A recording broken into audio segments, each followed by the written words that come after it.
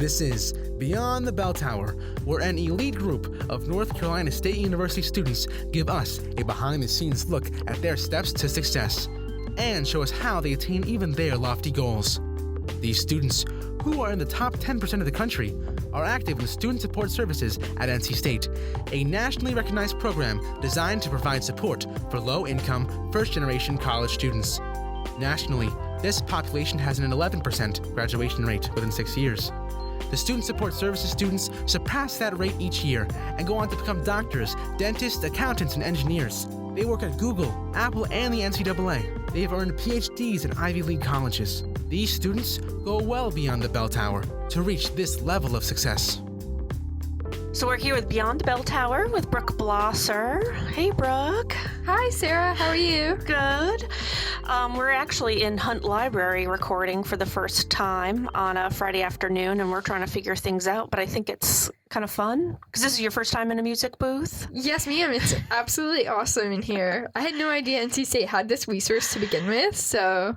Yeah, you're going to come in and record stuff, do you think? Absolutely not. Well, maybe after this you'll want to do your own podcast, so people get excited about it. So what do you think people should know about you before we get started? Okay, so my name is Brooke Blosser. I'm a senior in marine sciences with a biological oceanography concentration. I also am getting 2 minors in applied ecology and anthropology. I am also hearing impaired, so I do have hearing aids, although I do not wear them, but that's another story for another time. Should you? Is that against your Maybe. doctor's orders? I probably should, but I don't. Yeah. I am extremely active in NC State's research community, and I've done research in the Applied Ecology Lab and in the Marine Earth and Atmospheric Science program down at CMAST. Mm-hmm. And I love what I do. I love everything about marine science and turtles and dolphins and fish. Oh my. Right. And then you're from the local area. I am. I'm from Holly Springs, which is about 20 minutes away. Right. And where'd you go to high school? Holly Springs High School. Oh, okay. Good. And the other thing I think is a major part of your identity is that you work too much. I work a lot. Yeah. So we'll go into a couple of things about working too much, in my opinion. But that's my opinion. And we'll go into learn more about what CMAST is, because I don't think it's only been going for 3 years. This spring will be its 3rd year. Right. So, and you went the first year. I did. It was offered. Yeah. So that's for people who are interested in marine ecology, environmental science type research at NC State, but you actually go to, is it Wilmington, or where do you go to? It's Morehead City, Beaufort area. So right. And so then you actually go there, take classes, and do research, and it's extremely cool, which Brooke will share more about that with us for sure. And the other thing I wanted to talk about, and we can talk about, you can choose what you want to talk about first, is that you are always happy, upbeat, energetic, or that's how you present. So, I mean, that's a major thing where you, in my opinion, work too much. You're doing undergrad research, you have a high GPA, and then you're doing all of these things about improving yourself with the environment, working a lot, et cetera, et cetera. So we'll get into that too. So can you tell us a little bit more about CMAST? Like, what does CMAST even stand for? Okay, so CMAST is NC State's marine science. It stands for Center for Marine Science and Technology. So they do everything there from they do marine science. They actually have one of the country's leading marine mammal vet programs there, and they have the world's largest marine resonance facility for marine mammals. So wow. Basically it's an MRI that you can put whales in. Wow. which is incredible. Yeah. They have tons of faculty down there, both affiliated with NC State and then not affiliated with NC State. Morehead City is considered the research triangle of marine sciences. So you have NC State, Duke, and Carolina all have campuses down in Morehead City and Beaufort. So the first year that I did the program, we actually lived at Duke Marine Lab. Fortunately, the new students don't have to live at Duke anymore. And they can live in NC State dorms? Yes. So NC State has actually built dorms down there that the students can stay in. It's the exact same price as attending a semester at NC State. So the dorms there are the same price as the dorms would be here. Tuition is the same price as tuition would be here. You don't have the option to buy a meal plan, which can be difficult for students, but if you like cooking like I do, it's not so bad. Right. So so that's amazing, because I think of NC State as like landlocked. Like, why would you go to NC State if you wanted to work in marine biology? Like, and so I think the biggest thing is that, like, people don't realize that these opportunities are there. I don't think they're as advertised as they should be. This is one way to advertise them. Right. But the opportunities are definitely there. And every time I hear, oh, you're in marine biology, why didn't you go to Wilmington? And it's kind of like, well, NC State has so much to offer that people just don't realize. And so the CMAS program, you take 15 credit hours of classes, all related to fisheries, marine biology, marine mammals, resource management, and it's trying to get students the experience that they wouldn't be able to get on campus if they're really interested in doing anything related to the ocean. I think in the future they're going to add classes related to possibly like marine meteorology, physical oceanography, chemical oceanography, a course about the Outer Banks, basically. And they're trying to add those in the future. So for those of you interested, you should check it out, what courses are offering next semester and in the future. Now, do you go through a 8 to 5 class day and then do research, or do you just take classes? Or for my particular semester, we'd have class on Monday, Wednesday, and then Tuesday, Thursday. And the way that our classes were set up is, we could do research or volunteer activities within the community in the mornings or in the afternoons, based on what time our classes were. So I did research with, it was basically, we were looking at species recruitment. So if we put oysters in an area, what kind of fish species are going to come to that area? And so we had to do sand net sampling, which is basically you walk this huge 50-foot net out and you bring it in, and then you kind of see what kind of fish we have. So we were doing sampling, like preliminary sampling for that. And so we would do that in the mornings before we had class. So And so you were like out there in those big boots, waders. Yes. With the big... It was interesting. We were actually out in the water in January was our first sampling. So I definitely had neoprene waders. My hands were, I don't think I've ever been so cold in my life. So you really have to be dedicated to this. Oh, okay, good. Now, how many students are there? Like, are you only taking classes with NC State students, or is it like the Duke, Chapel Hill? It's only NC State students. In my year, we had about 15 of us, which was a good amount. We all got to know each other real well, and we were a tight-knit group. And then I think they're trying to make it so it's at max 20 to 25. So a lot of individualized attention. Right. All knowing the professors by name, them knowing you by name. I would ask every single professor I had for a little recommendation because we were so close with them. Oh, wow. Great. Now, what if you needed like tutoring for classes? Like, what other resources did you have available, like that you would have had here on campus? Well, I think the fact that it was 15 students, the professors were very available to meet with you and tutor.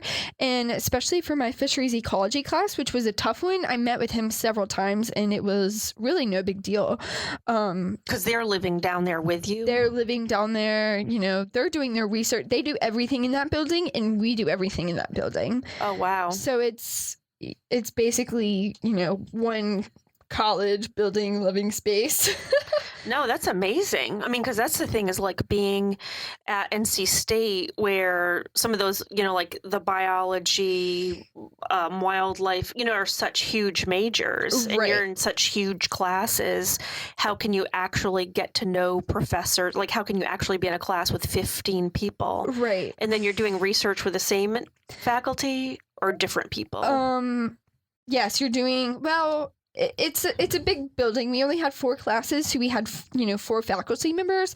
But there are people who do like elementary school outreach in that building. There are people who work with the North Carolina Sea Grant. There are people who work with, I mean, just everything that you can possibly imagine, and they do this in the community. So you don't have to work with one of the 4 faculty, and plus 2, you can work with people at the North Carolina Division of Marine Fisheries, which is right next door.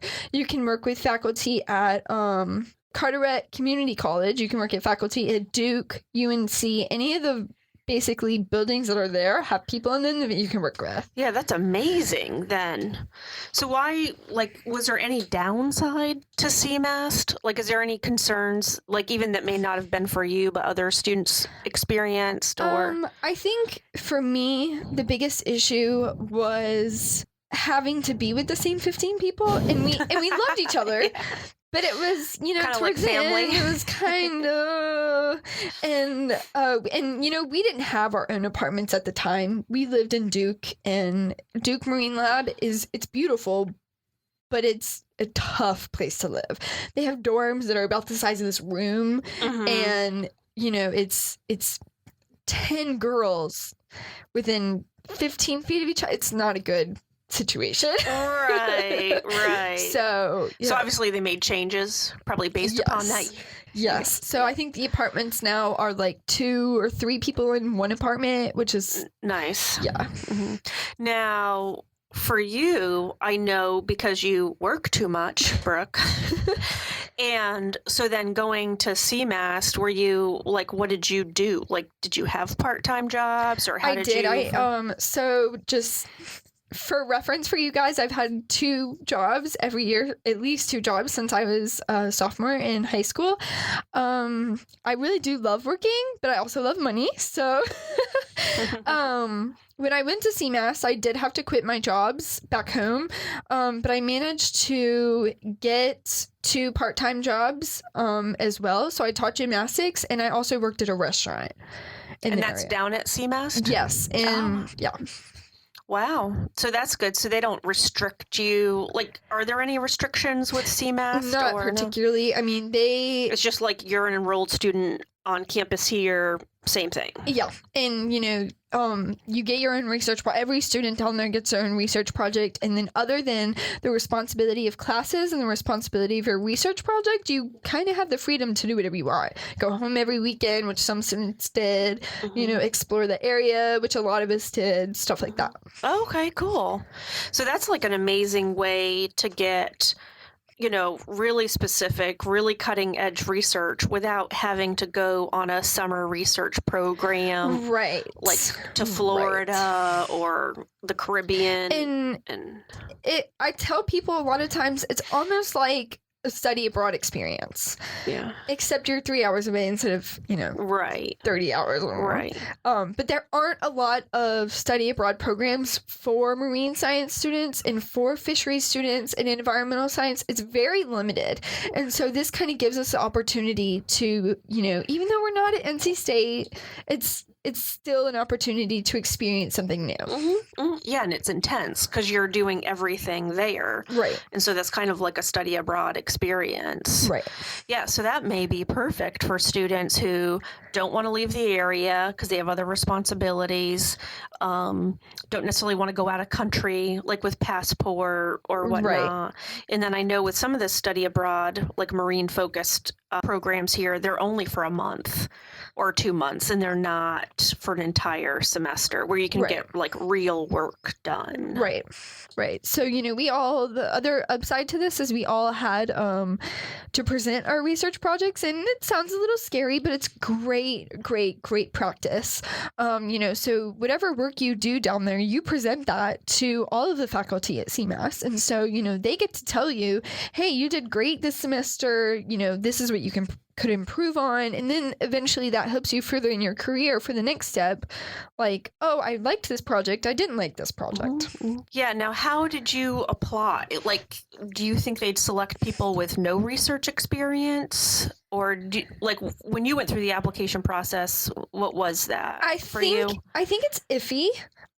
When I first applied, they actually didn't have enough people apply, so they selected everybody. Okay. I don't know what that is now. You're right. I think they want to select people. Personally, anybody who's interested and anybody who's willing to show that they can do the work. Somebody who wants that intense experience. Right. Who's going to work hard in research and go to class. Right. Exactly. Who are willing to go into the ocean in January.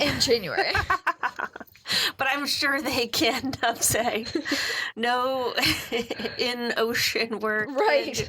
I'll stick to classroom education. But then you're not getting the full experience if you do that. So. But I mean, how can you use that in job interviews or graduate school essays? Well, I think that this experience is entirely unique. If you do go to a school like Wilmington or some other actually marine, super focused, like that's the only thing they're good at kind of thing, then it's like, your classes are 50 people and you may not know all of your faculty, but this is a unique experience in the fact that, if I'm applying to graduate school and all of a sudden I can say, well, I have experience in fisheries management because I went down there and took that class and had that professor, but I also took biology of marine mammals. Right. So a lot of times when you go to other schools, you take you either take the mammal course or you take the fish course, but this kind of covered everything. So you really diversified, one, your education, but also your research experience. Right. And that's what a lot of places want, is diversity. Right. And I think it's especially tough because, you are down there and it's intense, it's tough, but I think showing that you did go down there and you took that initiative, I think that job interviews, like graduate school essays, they're going to show that you took that initiative to do something different, completely different with your education. And I think they're really going to appreciate that. Right. It's going to make you stand out. Right. Especially, at a different school, those opportunities aren't available. So. Yeah. No, for sure. That's great. Now, what's the research that you're doing here on campus? Did you keep doing the same research, or did you? It's totally different now. It's totally different from what I did at CMAS. I met Dr. Craig Lehman at the speed daddying event that they have. I think it's in the spring. Actually, it's coming up. Oh, okay. Well, I don't know what day this will be posted, but it's like mid-September is the next speed daddying. Okay. So you actually go to workshops that are advertised? Yes. Good for you. Of course. And that's one of my things is read your emails, because there's a lot of good opportunities in there. I find that a lot of people just don't know about these things because they don't read their emails. But yeah, so I met Dr. Lehman at a research speed daddying event, and they have them, I guess, every semester. And, he said, talk to me if you're interested. So I actually started doing research for him in July of 2015. So it's actually been about 2 years now that I've been in his lab. He does research with artificial reefs in the Bahamas and Haiti. Unfortunately, I've not had the chance to go to Bahamas and Haiti yet, but hopefully I will in the future. And I'm processing seagrass, and so basically taking the samples that he has, processing them, and finding nitrogen and phosphorus isotopes and how they relate to what fish are at the reef. I was able to present this research at the National Conference for Undergraduate Researchers in Memphis in April of this year, and that was an incredible experience. Now, who paid for you to go? NC State! Right. So that's the thing is for students to know is apply to present your research. Like, don't be intimidated that, oh, it's in a different state, or when I looked at the conference, it's $500 to attend. $700, right. That's NC State actually paid for about 20 to 30 students to go to Memphis. They paid for our flights, our hotel, and our conference. And it was honestly one of the most incredible experiences I've had at NC State. I made a ton of friends. And Memphis was an awesome city. I think next year it's in Oklahoma. So now, how did you find out about that conference? I think Sarah actually emailed me. Okay. Oh, read your emails from Sarah? I do. But I think I found out about it in a like one of the email threads. Apply for this. So I actually had never ever considered even presenting my research anywhere until I read that email, and I was like, wow, this is something that's actually, like, I could actually do this. Yeah, like, you meet the qualifications. When it says, this is who we want, it's like, yeah, I've done that. Right. And I was super surprised, but for the National Conference for Undergraduate Researchers, the acceptance rate is super high. It's like 75%.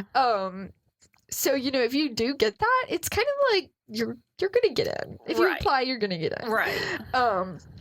And I think it was like 4,000 to 5,000 students. They also have a grad school fair there. They have speakers. We heard the CEO of FedEx speak, and it was like, it was all these cool opportunities. Plus, we got to explore the city some and eat some really good ribs, so that was probably my favorite part. Right. And you got off class, right? We do, yeah. It's excused absences. Yeah. Yeah, excellent. Now, did you just present a poster, or did you present in a presentation? Yeah, you could do either one. You could do a poster or an oral presentation, and you can actually present more than one. I did an oral presentation because I like talking. Most people did poster presentations. In my personal and semi-professional opinion, I would recommend a oral presentation because they can be really tricky, and it's good to practice speaking in front of people. Now, who helped you with the your proposal to present? Did the faculty who was supervising you help you through that whole process? So I mentioned to him that I wanted to do this, and he said, "Okay, let's work on an abstract together, or you write it, send it to me. I'll, cut out bits and pieces and edit it, and then, you can put that in." So you didn't need to know what to do to present to the conference. You could say to somebody, I want to do this, but I'm not sure how to do it. Right. And he helps me through the whole thing. And, even if you don't have a mentor, or if your research was in the past, but your mentor, still gives you that opportunity, there's tons of, Kyle is more than happy to help anybody. Kyle Blockel? Yes, is more than happy to help anybody edit anything. And there's a lot of resources that you can take your posters or your presentations to help people help you kind of get it together. Right, exactly. So knowing what to do is not a requirement. Right. Just asking for help. Right. It's a requirement. Now, going back to the professor that you worked with, I forgot his name. Dr. Lehman? Yeah, Lehman. So how did you go from the speed dating workshop to actually being in his lab? So, how do you finesse that? How do you make that happen? It's tough. So if you meet a professor, or if you don't meet them, even if you happen to see their research in passing or on NC State's website, you want to reach out to them through email. Be very professional. You might even want to have somebody edit your email before you send it, because it can be difficult. Now, Dr. Lehman is the best person to email in the world because he gets back to you in no time at all. But I do know that a lot of the professors out there do not aren't as responsive via email. So don't be shy after like a week or so to email again and say, hey, just wanted to make sure you got my email. I'm still interested in working in your lab, etc., etc. Mm-hmm. And then, so did you ask to meet with him in person to Yes. discuss opportunities? So I met with him in person. He laid out a couple different projects for me, and I said, okay, like, I like this one. Mm-hmm. Let's work on that. Mm-hmm. Now, did he ask you like what your GPA was or past research experience? I think Or- some professors do care about that. Mhm. I don't know too many professors that care about GPA, Right. especially for an undergraduate. Mm-hmm. He didn't really ask what my past research was, and of course at this point I hadn't had any. I think a lot of professors realize that when these students email them, this might be their first research experience. Mm-hmm. So again, not having experience, not necessarily having an ideal academic background is not required for reaching out, requesting research, and then being approved for research. Right. So I think the only thing that's required is having the guts to reach out and get in touch with them. But yeah, especially if you're super interested, show them that you took the initiative to reach out to them, and they're going to appreciate that. Right. Especially if it's a nice email. Right. And I think the other thing too is like going to the events like speed dating, or other ones that you're meeting the faculty and other venues, like they're coming to a student like an event for students. Then that says, I want to, work with students. Right. I want to be a mentor. That's Right. why I'm here. So that's one of the other reasons to go to a speed dating type workshop is you're meeting the people who want students to contact them. Right. And for any marine science majors that may be listening to this, I know we are far and few, but try to look out beyond the MEAS department for research opportunities. I know biology, applied ecology, and the ecology faculty, a lot of them do aquatic animal stuff without necessarily being marine science. So you don't have to be a major in that college to contact that faculty to do research in that college. Oh, no, absolutely not. So, I'm a marine science major doing research in applied ecology. I know a friend of mine is marine science, but she's a biological concentration, but she did her research in chemical oceanography. My peer mentee is a biology major, but does her research in biochemistry. So it's, if you can find something that somehow relates to it, or even if it's just something that interests you.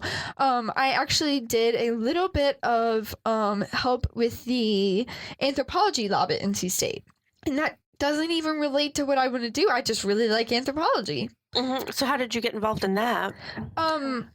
If you take physical anthropology, they are doing a bone lab or a bone library, and they're collecting specimens for a bone library, basically. And the teacher wanted students to come in, help clean the bones, help categorize the bones, and so I offered my help for that. Oh, cool.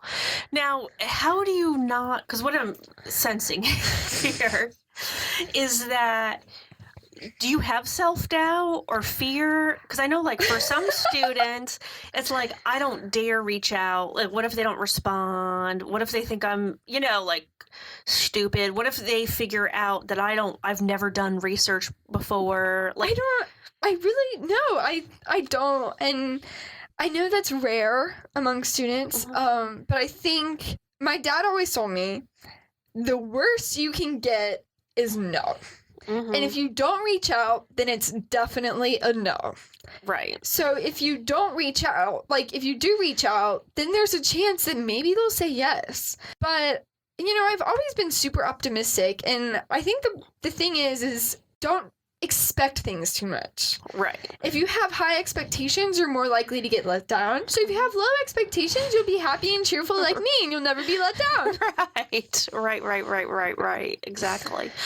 Now, have you ever had self-doubt, or have you ever Like, was there anything, like, say, even before presenting for the national conference? No, Did you just, you're just excited? Yeah, that wouldn't be a good example. Oh, okay. I was very self-conscious when I was in middle school and early high school. But I think one thing, and I tell everybody this, and it may not be the best thing to tell people, but fake it till you make it. If you put a smile on your face and you keep doing that every day, eventually that smile is going to be real. If you look in the mirror and say, hey, Brooke, I like my curly hair. You know, one day you're going to say, wait, I actually do like my curly hair. And that's I kind of faked confidence until I had confidence, I guess. Good for you. Which is a weird way about going about things. No, I think research says that's effective. So you're... And then, you know, as far as self-doubt goes, especially in research, I may not doubt myself, right? Doubt isn't the right word.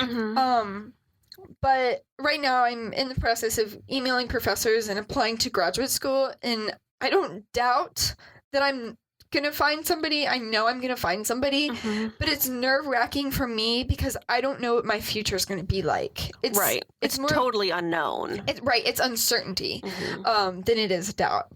So. Like, you knew enough people from your high school who went to NC State. You were, you knew NC State. Right, which I'm not friends with any of them.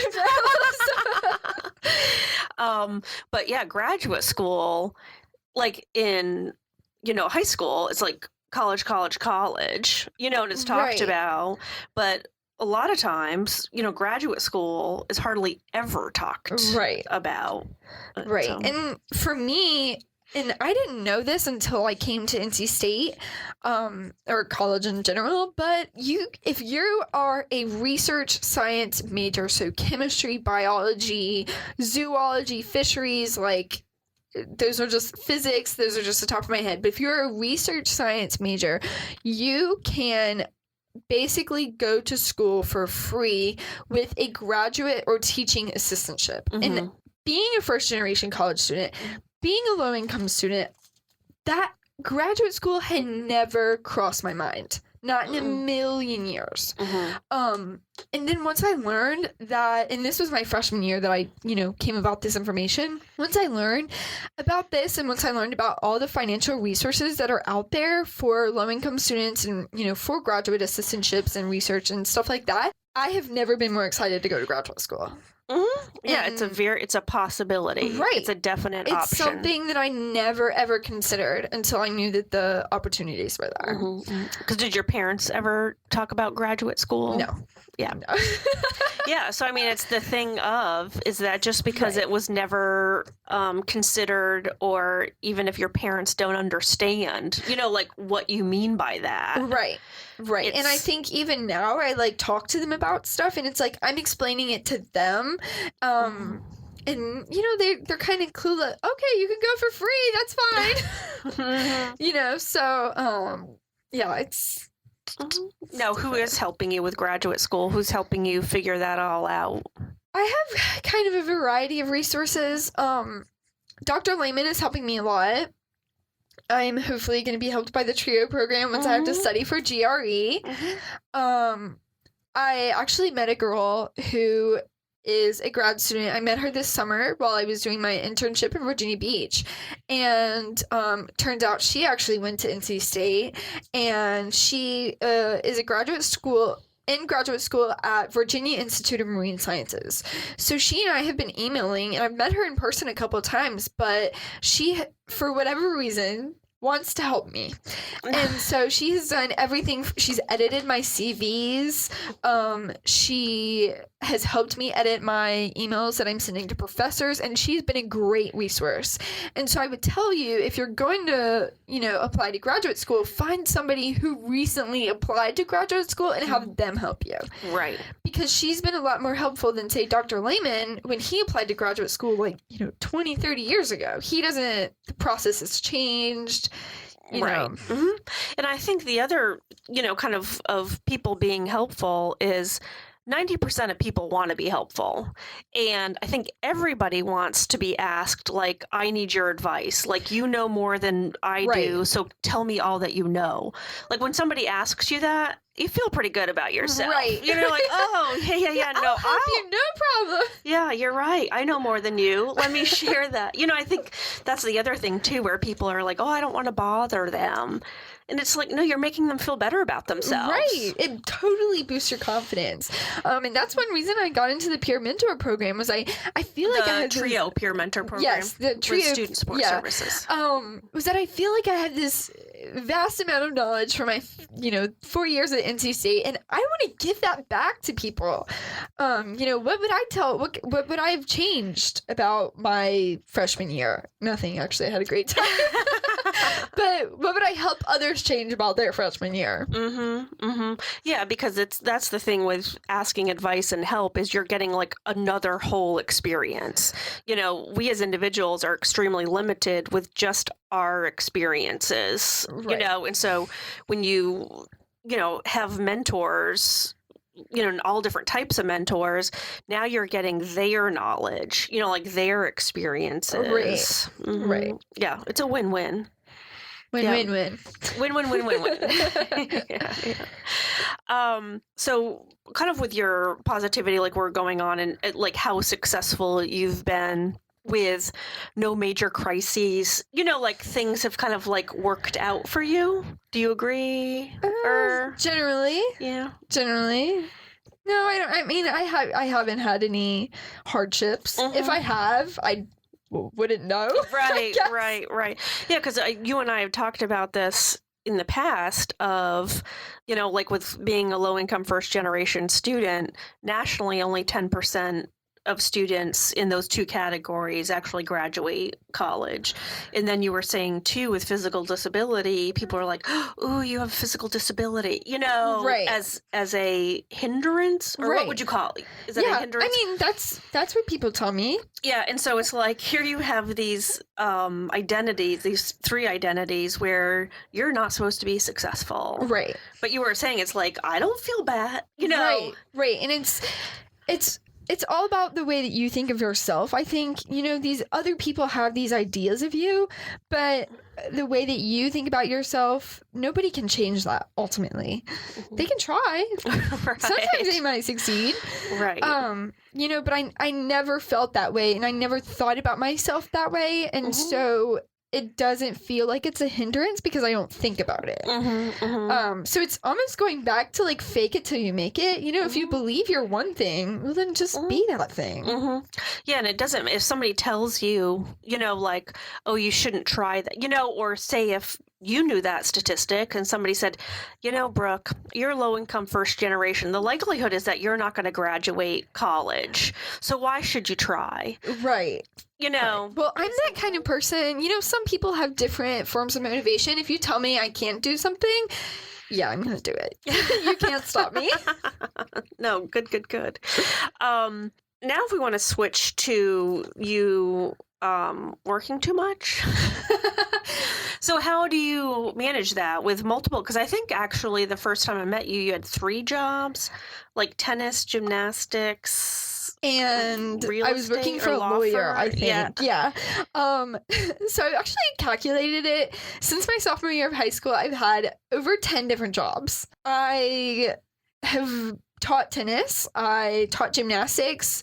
I worked briefly as an assistant to a divorce lawyer. I've taught in restaurants. I've done retail. Never do retail for anybody out there. Like, please never do it. It's the worst thing you'll ever do. But I love working. I do. It's almost like it's something to distract me from the stress of school. That's how I've always seen it. And I'm making money while I do it. Right.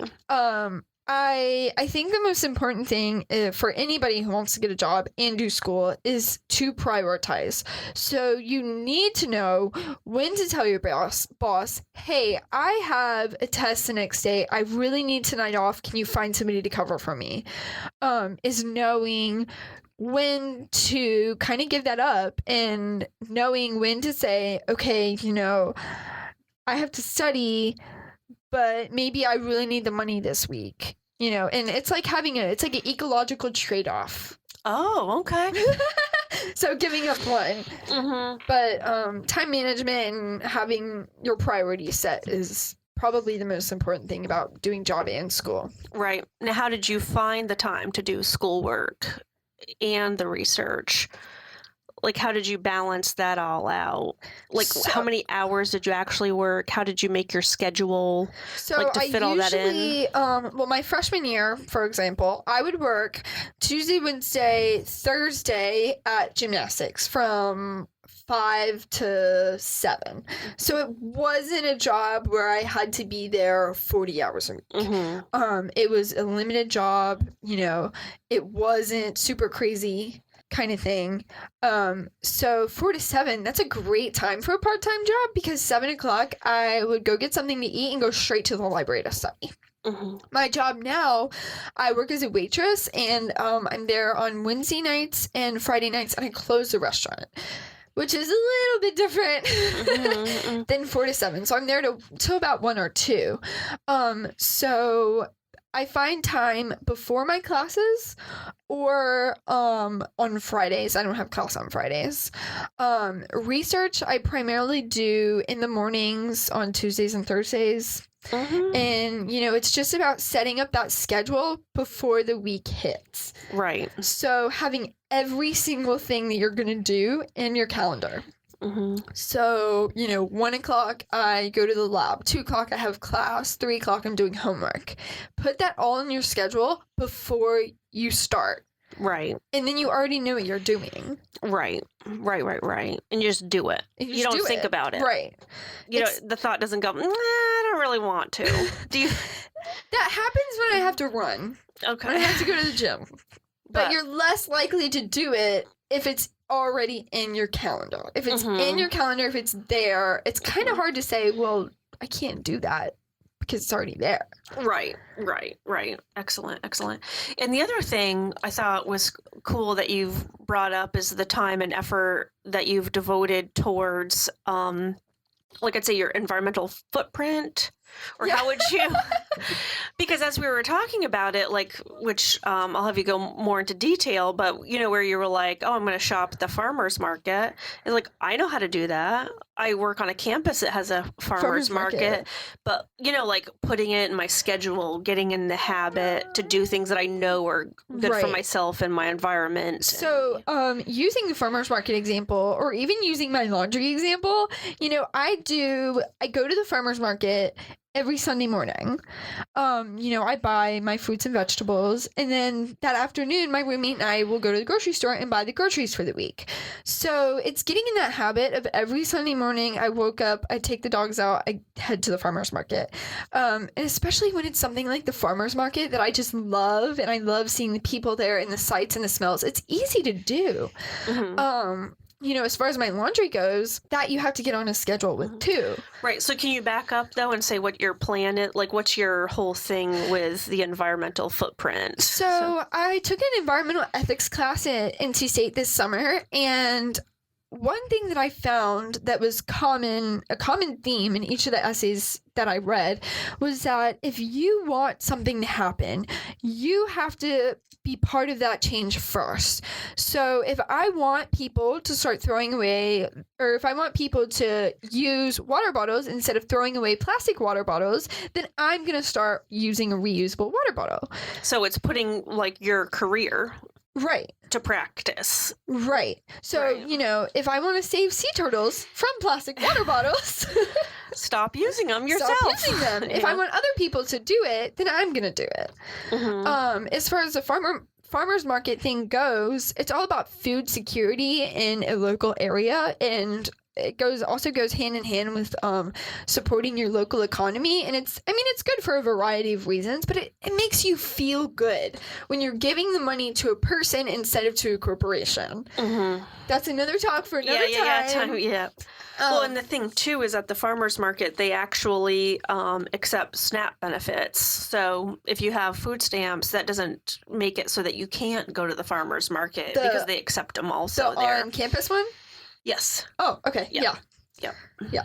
And the on-campus farmers market is on Wednesdays. Oh no, this is the fairground. I mean the main farmers market. Oh. Yeah, and the one downtown on Wednesdays also takes SNAP cards. Gotcha. Yep.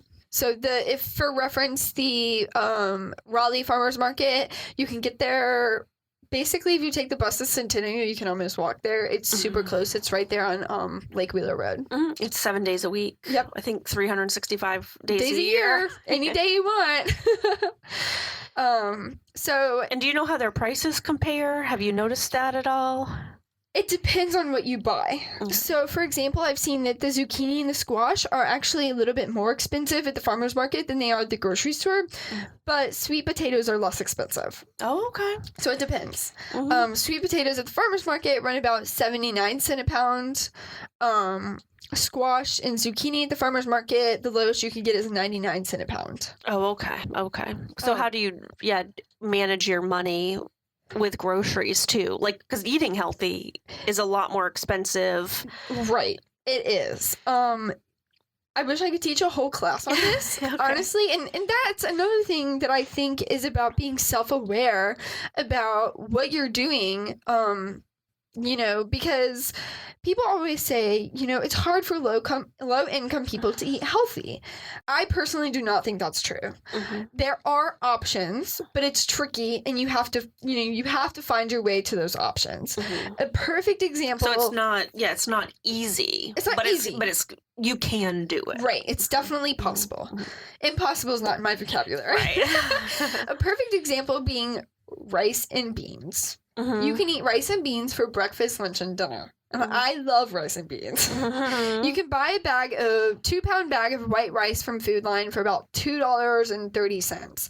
That bag of white rice will last you until your dying day. It will last you forever. But then it's more about calculating how much you spend per meal.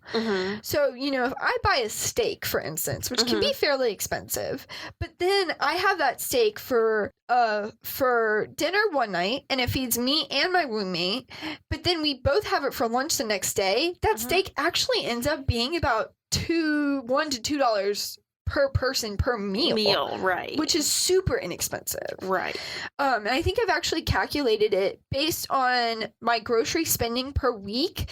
I actually spend $5 a day eating. Right. Which includes breakfast, lunch, and dinner. $5 a day. And that's not possible for everybody, but you're able to work it out for you. Right. That's a lot different than going out to eat. Because even if you went out to eat for one meal, it's going to be more than $5 no matter where you go. Right. So, and that's why it can be difficult, but it's definitely possible.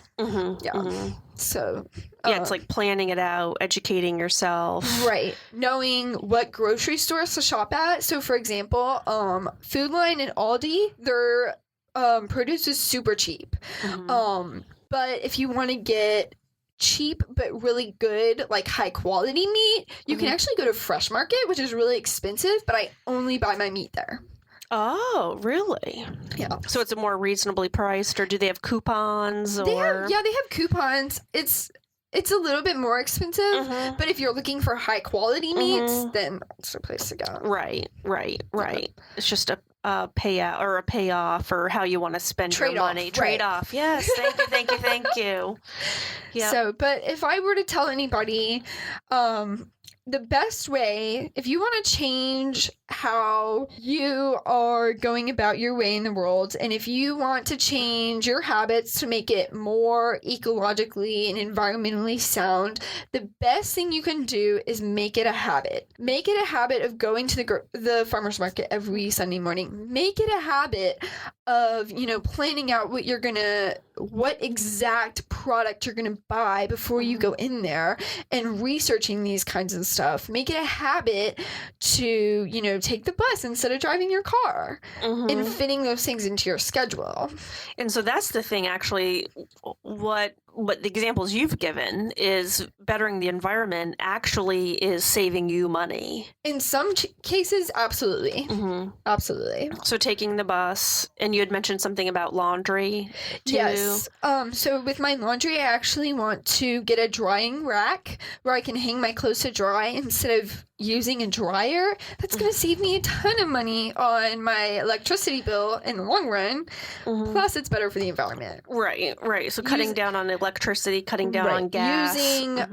Using cold water in your washing machine for all of your clothes instead of hot water. That's another good one too, because then you're not cranking up the electricity or whatever the water pump or whatever that heats the water. Right. Oh, okay. Now, what do you do about plastic bags and plastic water bottles? I've used reusable bags. That's another habit that was tough to come by. Mm-hmm. Instead of leaving them in my car every single time that I went in. Reusable bags are fairly inexpensive. You can get them about depending on where you get yours, you can get them from anywhere from 25 cents to 99 cents a bag. Mm-hmm. And you can get big bags and little bags and different sizes and stuff like that. Mm-hmm. Excellent. Kind of in conclusion, what else do you want to talk about? I'm not sure. Is there anything, what do you think students should know? What do you wish someone had told you, when you were a first-year student? I think being a first-year student is hard because first-generation student especially, because you don't know what's available to you. Mm-hmm. And so what I would tell a first-generation student is every time you get an email about an event, every time you get an email about apply to this, just do it. Yeah, because actually that's what I'm thinking is a better question I should have asked is where does somebody start? Because with all that you do, it's there's no way I'm going to be Brooke next week. It's just not going to happen. It takes 4 years. Yeah. But so what's one thing, what's the first thing, what's that you would advise? My biggest piece of advice would be to just do it. Say yes to as much as you can, as often as you can. Mm-hmm. And if your plate gets to be too full, then that's where you prioritize. But I think saying yes to things opens so many doors in the future. You never know what saying yes might lead to, what internship it could lead to, what letter recommendation, or even job opportunity. By saying yes to some silly event that you went to your freshman year. And the more stuff that you say yes to, the easier it will be to take on more activities. So if you find yourself working 2 jobs and research and doing school, you're like, oh, this is so hard. I want to quit. Don't quit. Push through. And in the long run, you'll be stronger for it. And you'll realize I can do this. I can actually take on all these things and it'll be okay. Yeah, and there's a very popular book, and I can't remember, it's a woman who has written a bunch of TV shows, and that's her thing, I think it's The Year of Saying Yes. Yes, Shonda Rhimes. Yeah, have you read that? My roommate has that book. Yeah, but isn't it about, she did a whole thing of, saying yes for a year. Right. And how much it benefited her personally and career-wise. Take no, impossible, and can't out of your vocabulary. And just yes. And just yes. Just do it. Even if you just have to practice nodding your head. If saying it is too much. Yes. Yeah, just nod your head. Saying it with a smile. Well, thanks, Brooke. This was exciting. We covered a bunch of topics. Yeah, we did. And I'll have to check, actually, the CMAST application cycle, and maybe we'll publish this when that comes out. If my memory serves correctly, it's due sometime in October. Okay. Yeah, so we'll definitely post this then before that. Yeah. For sure.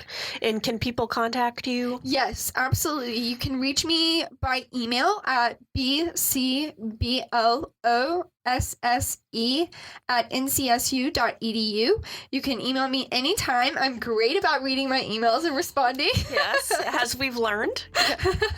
So I look forward to hearing from y'all. Yep, great. Yeah, and so say yes and read your emails. Yes. Okay. Tips to success. Yeah. Thanks so much, Brooke. Have a good day. TRIO Student Support Services Program and Student Support Services STEM are federally funded college retention and completion programs.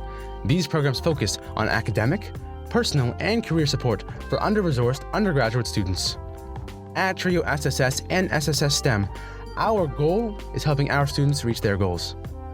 We are currently accepting new students to our program. Apply today. Go to www.ncsu.edu to learn more about student support services at NC State.